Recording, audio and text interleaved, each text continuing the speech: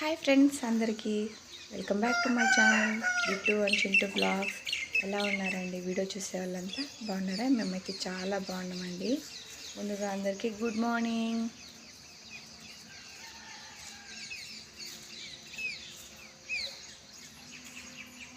ఈ సౌండ్స్ మీకు వినిపిస్తున్నాయండి? పొద్దున్నే లేస్తే పక్షులకి అరుపులు, కోడి కూతలు ఎంత బాగుంటాయో కదా. సౌండ్స్ పొల్యూషన్ లేకుండా చాలా బాగుంటాయండి. ఇక్కడ మేమైతే మార్నింగే లేచామని చెప్పాం కదా, ఎందుకంటే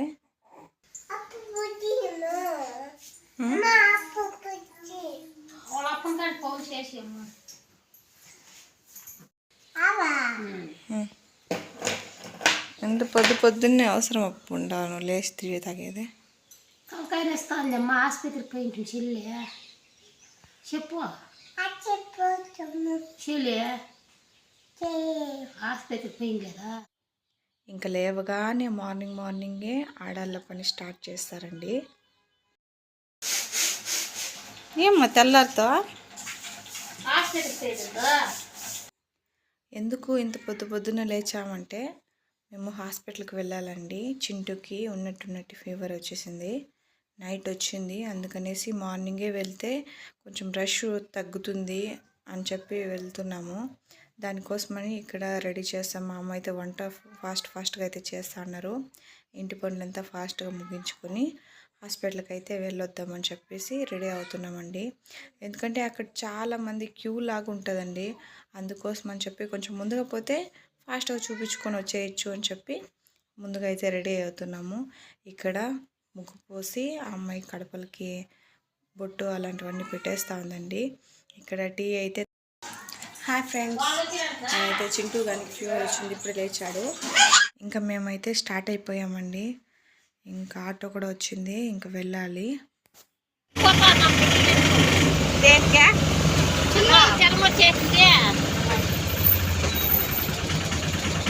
చింటూ గానికి గ్యాస్ అయిపోయేలా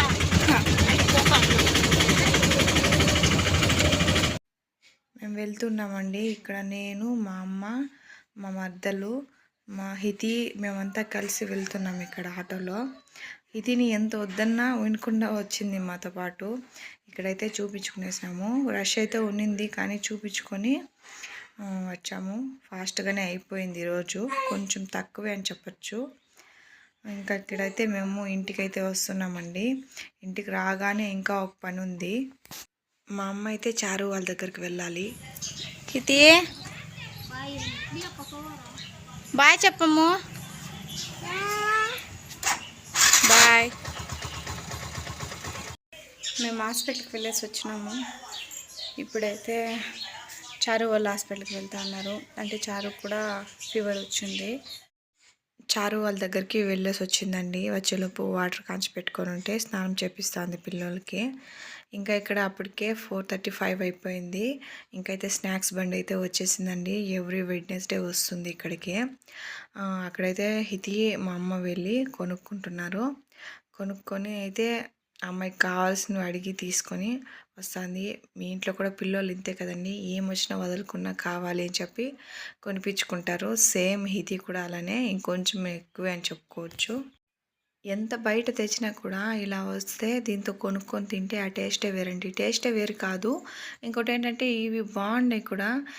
ఎప్పుడు వస్తూ ఉంటాయి కదా, మంచి క్వాలిటీ అయితే ఇస్తారు. ఒక్కోసారి మనకి బేకరీ ఐటమ్స్ కూడా అంతగా నచ్చవండి. ఇలా వచ్చి తీసుకొని తింటేనే బాగుంటాయి.